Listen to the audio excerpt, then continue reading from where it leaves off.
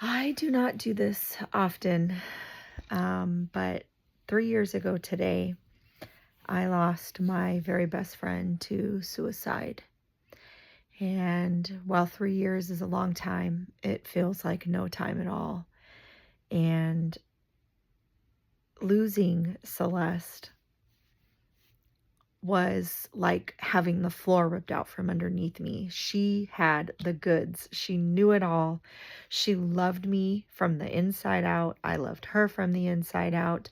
There was nothing we had to hide from each other, even the ugly, even the worst, even the scary and dark. There was nothing that kept us from being there for each other. There was nothing that would make us judge each other or not love each other. And when she died 3 years ago, it was like when a bomb goes off and your ears are ringing and your vision is blurred and your body is numb, but it's painful and it's you just never saw it coming, and it's sharp and oh, it's just unrelenting. And then when somebody that close to you dies by suicide, the guilt is gnawing and it doesn't let up. And there's this voice inside of you that just is constantly asking, why didn't I see it? Why didn't I say something? Why didn't I do anything? Why didn't I do something different? Why couldn't I save her? And it just feels like this weight that is hung around your neck.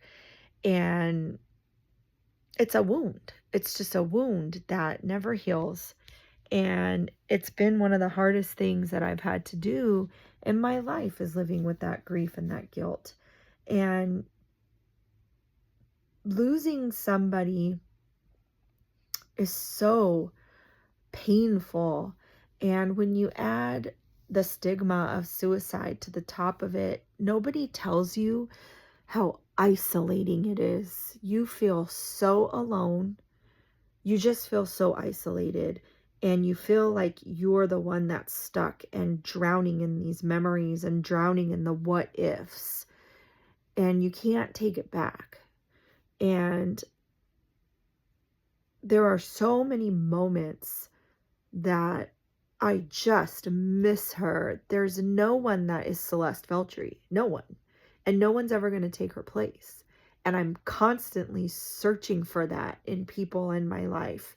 And part of this process of acceptance is understanding that no one is ever going to be Celeste because there is no other Celeste. And I just wouldn't wish the pain and guilt and grief and isolation on anybody, but unless you've been through it, it's really hard to understand how deep that goes. When she died 3 years ago, I couldn't even see this far down the road to 3 years.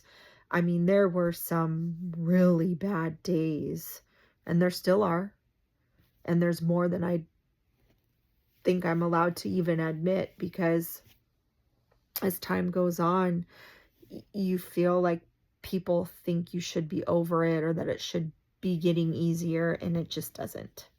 I remember getting out of bed just felt like too much, and it still does sometimes, especially on her birthday or like today, the anniversary of losing her, or dates that are important to me, or if a really big memory washes over you, it just it's still there 3 years later. But I'm still standing. And while I'm here and I've gotten through a lot of it, it has not gotten any easier. And I've learned to carry the grief differently, I think. Just because she's not here doesn't mean that she's not still my best friend. And while I carry these things, there's also just an immense gratitude that I have that I got to be her best friend. I knew her from the inside out, and I will forever be grateful that no matter what, no one can ever take away from me the fact that I knew all the parts of her, And I have to remind myself of the joy and the love that she brought to my life. And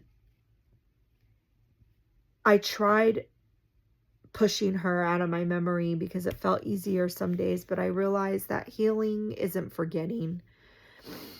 Healing and growing after you lose such a dear friend to suicide is remembering. That's part of it. And it feels impossible some days because remembering is also really hard, but it's the only way through.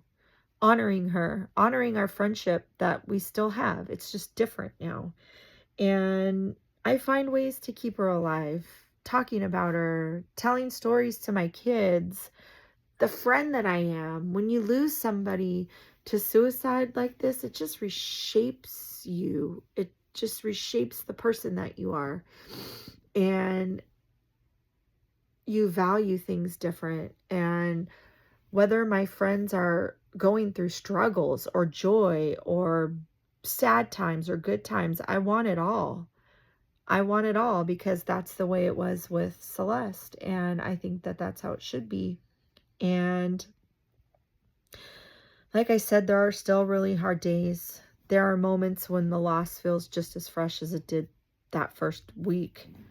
But I'm thankful for my husband and my family and my friends that really got me through it, because as I said, it's so isolating and you have a tendency not to want to deal with closeness, and you can't do that. You need your people, and you have to be thankful for what you have, and you don't need to walk through the darkness of it alone. And while the pain may never go away, neither does the love. And I'm okay with that. And I hope that today, if you knew Celeste, you can take a moment to honor her in a special little way, even if it's just a memory, even if it's just giving her the 3 minutes to think about that time you spent with her. And if you didn't know her, say a little prayer for the friends that you do cherish and that you love. And, you know, live in the moment and cherish it all. And I hope that this reminds everybody that life is beautiful and you have a lot to live for and people love you. And thank you. Thanks for listening.